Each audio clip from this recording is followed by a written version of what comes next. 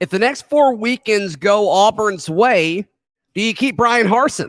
Well, Zach, I actually just finished crushing some chicken farm, and I am freaking ready to rock and roll. You are Locked On Auburn, your daily podcast on the Auburn Tigers. Part of the Locked On Podcast Network, your team every day. Yes, welcome on into Locked On Auburn, your daily Auburn Tigers podcast. I'm your host, Zac Blackerby. Thank you so much for making Locked On Auburn your first listen every single day. Today's episode is brought to you by Sling TV. Don't miss this week's matchup between the Auburn Tigers and the Arkansas Razorbacks. All you have to do is download Sling. Sling, the TV you love for a price you'll love. Try it today. Happy Charlie Tuesday to all who celebrate. We are celebrating with Charlie 5, live from Barbaritos, my friend. All right, so there's a lot of positive feelings around the next 4 weekends somehow for the Auburn Tigers, which is great. I think they're going to beat Arkansas this weekend. And then all of a sudden, maybe you get some confidence on paper. On paper, I think from 1 to 50, they're probably a better roster than Mississippi State. We'll see. Texas A&M, certainly beatable. Then Western Kentucky, obviously, certainly beatable. If Auburn wins the next 4 games, Charlie 5, what happens? Ooh, it's going to be I don't think anything necessarily would change as far as what happens with Harsin's future. But it would make things a little bit more tricky. That's why, a lot of people are saying they should have done this already, whatever. But, I mean, if you really think about it, this weekend is a huge weekend for this whole deal. Auburn's only a 5-point underdog, okay? If they beat Arkansas – I think it's less than that. I'm seeing 3.5 in a lot of places. Well, then that means it's going back. People are betting on Auburn. So, so people are betting on Auburn. So if you beat Arkansas, then you're probably it may be close to a pick at Mississippi State. You win that one, you're probably going to be favored against Texas A&M, and then you should definitely be favored against Western Kentucky. So, I mean, it could definitely throw a wrench in, not necessarily I don't want to say it could make the decision harder, because I feel like they've torpedoed any chance in February of Harsin staying here whatsoever. There's no way you can keep him, not even no matter what, based off what you did in February, right or wrong. So there's no way he leaves, though, right? No. Well, I think there's 15 million reasons for him to not leave. Exactly. So I mean, I just think as much damage is done, even though I could easily see us running off 4 in a row. I don't think it really changes the fate of what happens with Auburn moving forward with Bryan Harsin. So you say you could see Auburn, you use the word easily, pulling off 4 in a row. I could see Auburn pulling off 4 in a row, yes. Arkansas has the worst defense that I think could have ever been assembled. They're awful. They're absolutely terrible. Sure. They're sort of their offense is sort of predicated on just the quarterback and then the running back that are dynamic. So if we can score with them, I think it will stop them enough with the crowd and with Jordan being injured in here. I think we'll be able to stop them enough. I don't know if they can stop us. And then you go to Mississippi State. Surely we don't let another one of those happen on defense again. And you saw they're somewhat salty on defense. They stop the run, so that can be tough. And then Texas A&M is just a terribly coached team with no quarterback. They're super talented, terribly coached, no quarterback. Of the 4 of those, and we're excluding the Iron Bowl because I don't think either of us feel good about winning the Iron Bowl in Tuscaloosa. Right. But ranking these 4 winnable games, we all agree they're winnable. What's the order as far as most likely to least likely to win in your mind? Most likely is obviously Western Kentucky. Western Kentucky, correct. I would put 2 is Arkansas. Arkansas, I agree. 3 is A&M, and 4 is Mississippi State. Just because it's on the road. I don't think Auburn's going to be able to score in Afghanistan. That's my concern. Very possible. They shut Alabama's run down. If you look at it, vast majority that was 30 points. They scored 30 points, but it was not a pretty 30 points. Mm-hmm. Some of it was on short field, when Leach was going for it on 4th down and gave him opportunities. But, like, for the most part, they kept Gibbs. They shut Gibbs down. So if you shut our run down, it's over. We're done. In a bad spot. We're in a bad place. Yeah. All right, but we're in agreement here. Even if Auburn goes 4-0 over the next 4 weeks, then they lose to the Iron Bowl. Let's assume it's a respectable loss to the Iron Bowl, which I think this is best case scenario, right? You find a way to win the next 4, have a respectable loss in Tuscaloosa, you go to a bowl game. Yeah. Right? And it may be an okay bowl game because Auburn's always going to go a little bit better than what other teams would because people travel. So we'll see. Hey, if that happens too, you're 5-3 in conference. If you think about it, I think that's that. We all would have taken that for the most part going into the league. So I do think that's interesting. But you still fire them, right? The only way you don't is you have to have a freaking PR concert festival or something celebrating Bryan Harsin and saying he's here forever. Like, that's the only way you can make it work because of how terrible what happened in February was. You cannot keep going year to year. You can't do that. This isn't about. It's not all about the on-field product, right? Like, I think he's a good coach. I think Bryan Harsin is a good football coach. I don't think he's a good politician. I don't think he's a good fundraiser. I don't think he's a good salesman. No, as far as recruiting goes. If he could just sit down and coach football, I think he's awesome at that. But you look at what's coming in, right, in the SEC for sure. Really, at any Power 5 school, that's going to be, it's going to be all of those things, but especially in the SEC. But I don't think it changes what the issues are, right? I mean, you look, and we're going to talk about this in a second with the Zykeivous Walker news, but this roster this offseason, I mean, whoever it is, whether it's Harsin or somebody else that comes in to replace him, they're going to have to be an absolute surgeon in repairing this roster through recruiting, through JUCO acquisition, and through the transfer portal. They're going to have to be so precise and so specific in order for 2023 to be good.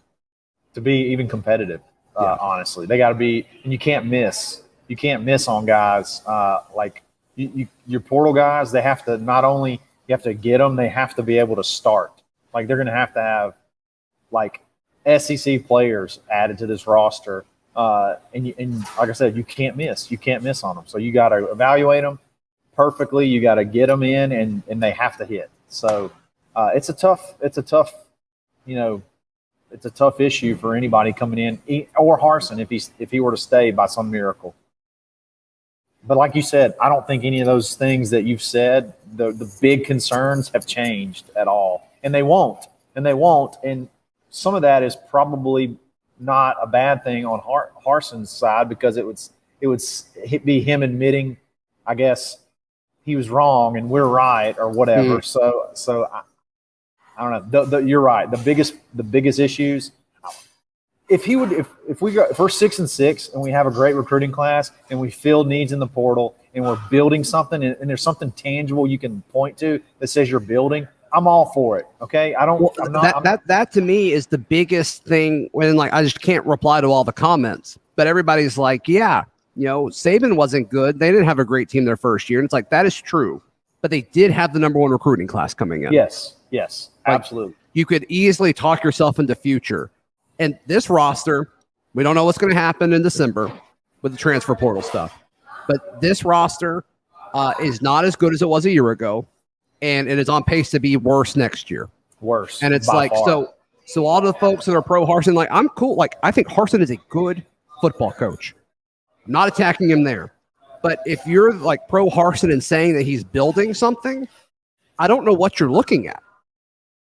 Time doesn't necessarily make you better. When you got to give him more time. Okay. If you're not doing the things you need to be doing while you're during that time, then you're just getting further behind. So it's tough, man. It's a completely tough situation. He could easily run off the next 4, and I would think unless there was something magical that changed within the next 2 months, I would still think that the magical option is you win the Iron Bowl.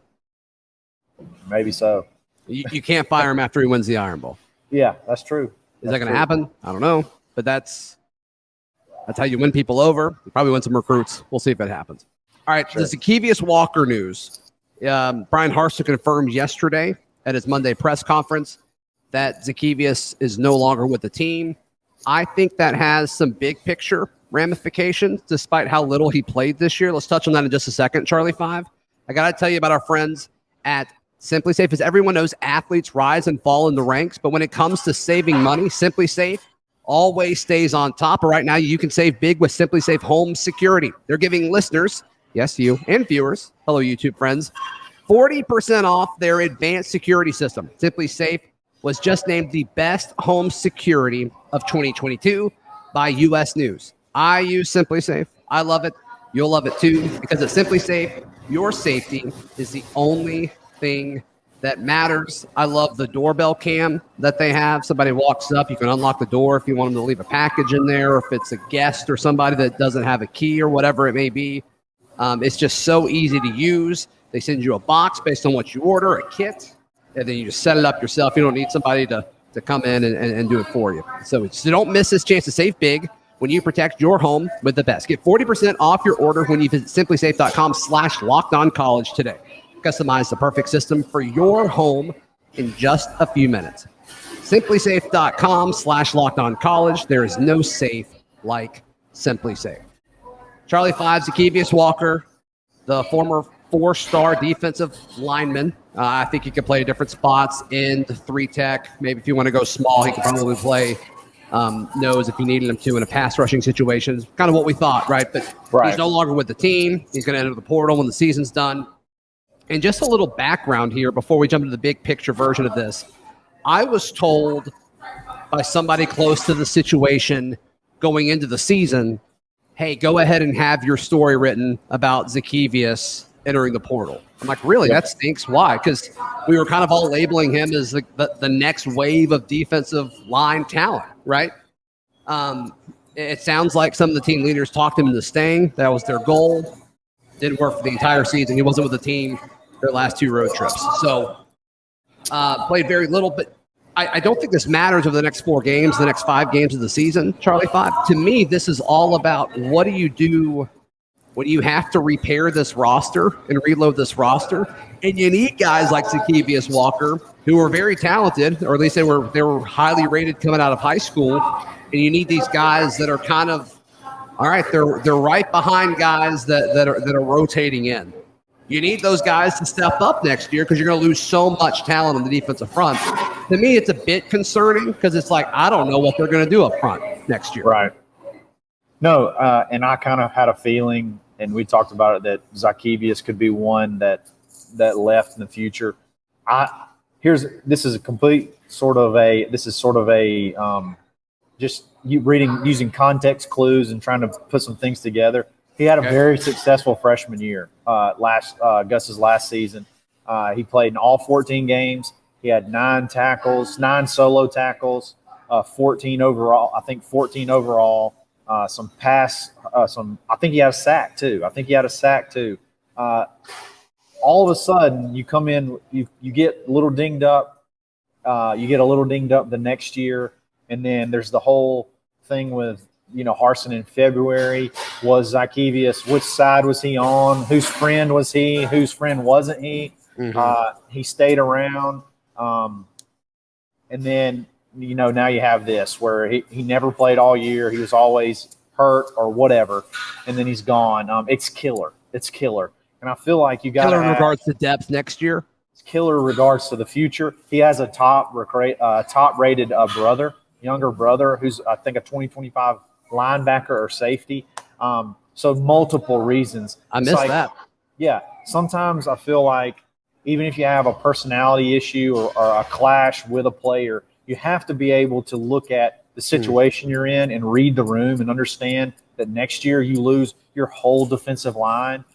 So maybe I should try to swallow a little bit of pride and try to figure out, okay, this guy was really good before I got here. Now he doesn't want to be here. How do I fix this? And I think this is more at the position coach level than it is the head coaching level. I don't think he was doing the stuff that Brumbaugh was asking him to do. That's what I've been told. Well, I've heard some other stuff about Brumbaugh that makes me, a little bit concerned about, poking and prodding players that are known as being very level-headed and things like that. So maybe you're onto something there. But you got to be able to read the room. You can't lose guys like that. You can't lose guys like that, especially when you think of another guy, Osbury. Okay, his brother is a top recruit in this upcoming season. He's a top linebacker, right? Top linebacker out of Louisiana. Yep. He has. I don't know that he's necessarily earned a chance to play, but you got to say this year. But you got to say, hey, look, I got to make it feel like this guy is happy here. He's having fun, whatever, so that we can get his brother too. I'm not sure that he's happy here. So there's a lot of. I don't know. It's just stuff like this just can't continue to happen. Yeah. I think there's another way we can look at the Zykeivous Walker situation and kind of brace ourselves for the next few months. Let's touch on that in just a moment.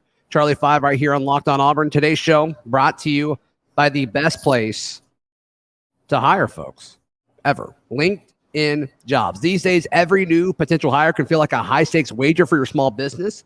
You want to be 100% certain that you have access to the best qualified candidates available. That's why you have to check out LinkedIn Jobs. LinkedIn Jobs helps you find the right people for your team faster and for free. All you have to do is create a job post. It's free. Then add your purple hashtag hiring frame to your LinkedIn profile to spread the word that you're hiring. And they have simple tools like screening questions to make it easy to focus on the candidates with just the right skills and experience so you can quickly prioritize who you'd like to interview and hire. LinkedIn Jobs helps you find the qualified candidates you want to talk to faster. Post your job for free at linkedin.com/LockedOnCollege. That is linkedin.com/LockedOnCollege to post your job for free. Terms and conditions apply. Charlie 5, following up on the Zykeivous Walker news that he is no longer with the team, I think we're going to see something similar to what we saw last year, right? What was 19 guys enter the transfer portal? And I think in hindsight, everybody talked about how bad it was, but I think a lot of it had to do with guys that didn't want to do what this coaching staff wanted them to do. And I think Tennyson, and we saw what he did with Ole Miss. I think he's fine. I think he's okay. He definitely would be playing for us now if he had stayed. But I think that number was more dramatic than the actual outcome of what was going on. Right. And that may happen this year as well. Now, I think there are some positions that Auburn needs to stick out more than others, and I think defensive line is one of them. But what are you expecting as far as a potential exodus of players? Zykeivous Walker may be the first. As far as public knowledge, I don't think he's going to be the last. Well, I'll tell you, the thing that changes things up a good bit is this new portal period situation where you can't go into the portal until after the playoffs are set, which is basically going to be the first full weekend in December. I think it's December 3rd or 4th or something like that is whenever the SEC championships and whatnot are over with, and they can announce the playoffs, and then kids can go into the portal. So if you have your ducks in a row like you should already, you should be able to have. We've known that Harsin's not going to be here for quite a while now. You should have already had some feelers out to a new coach. There should be someone in place shortly after the Iron Bowl. Maybe if it's the right hire, it won't be as bad. Maybe it could be that there's just a bunch of Harsin guys, and I think there's at least one, maybe two that are super Harsin guys that will probably leave. But I think there's probably a lot that are going to feel relieved as well. So maybe there won't necessarily be as bad of an. Can I give you an argument as to why there may not be a bunch of guys that follow Harsin? Why is that? No one came from Boise. Not a soul. Do you remember we did a full show on how weird that was? Because they had some receiver that we really wanted. I forgot his name. Shakir or something like that. Yeah, I think that's right. But yeah, we were like, why didn't no one follow him? I thought that was very odd. You can't get some of your top guys from Boise to come play for you at Auburn. That was bizarre to me. So maybe. I think that's an argument as far as, maybe we shouldn't assume that many to follow him. you're going to lose. Just the natural attrition from graduation and NFL is going to be enough that the big positive that I feel like you're going to have over last year is you got more positions to sell, more immediate playing time to sell to transfers and whatnot, and even true freshman guys. So if you have your ducks in a row and you can get that guy in place early, like when I say early, I mean the new coach needs to not be hired any later than like the December 7th or prior, because you got 2 full weekends of being able to host visits and 2.5 full weeks of being able to go visit recruits and things like that. And the new coach that's hired with the official visits rule, you can have every commit. Every single one can come back for an official visit. You can roll out the red carpet again, mix the commits with other guys that are on the fence, and you sell this vision to the guys that are already bought in. Yep. And the folks that are on the fence together, and you essentially could have a nicer Big Cat weekend because they're all official visits. They're not all unofficial visits. So I think that's kind of what you sell with those 2 weekends, don't you think? Oh yeah, 100%. You have to. Yeah. You have to. Every day that ticks on past the Iron Bowl is a day that you're not recruiting, a day that you're not able to fix the roster. So I would hope that things would be in place, or at least the balls would be the gears would be moving. The gears would be moving. The balls would be in motion. I don't know why I was going with that, but yeah, you'd think that would be happening. And what's the likelihood of that happening? Because we all remember the last coaching search for, I guess it was 2 years ago, how crazy, borderline embarrassing that was. Yeah. The AD move, that's been wild. Why is that taking so long? And then, so like, I don't know, like, should we assume that they're going to be able to do this just a few days after the Iron Bowl? Like, I'm just not sold on that at all. This is about my last chance that I'm going to give them. And then I'm going to always assume they're going to screw everything up. This is about the last, because you've known the athletic director thing is wild, because you've known Alan Green's going to be gone for a year now. And then the coaching situation, we've pretty much known since maybe Penn State. I'll give you the latest Penn State. A lot of people, it was February. You just couldn't gather the horses up to be able to pull the trigger in February. Yeah, I mean, if you don't do it, then in my opinion, you're not equipped enough to win. You're not good enough. You're not equipped enough. You don't have the leadership to be able to win. We'll Auburn it up, more than likely. If job action. Yes. Shout out to our friends at Bar Burritos here today, located in Auburn, right outside the Auburn Mall. You're drinking Diet Coke now, but you were drinking just that Chipotle Ranch again. You just my tummy was a little uneasy today, so I went with a quesadilla. Quesadilla. Yep. It was absolutely phenomenal. I did make sure there was adequate amounts of Chipotle Ranch inside. That's respectable. It was great. That's respectable. Chipotle Ranch Tuesdays. How about that? I like it. That's how we celebrate Charlie Tuesdays here. How can people find you, hear you, love you, all that stuff? Absolutely. You can find me on Twitter at _Charlie_5. In the Auburn, Locked On Auburn Discord, auburnlive.com, the corner message board, or Monday, Wednesday, Friday on the Dad Bod Golf Pod. You can follow me on social at Zac Blackerby. Read all my written work at auburndaily.com. And we'll see you tomorrow right here on Locked On Auburn.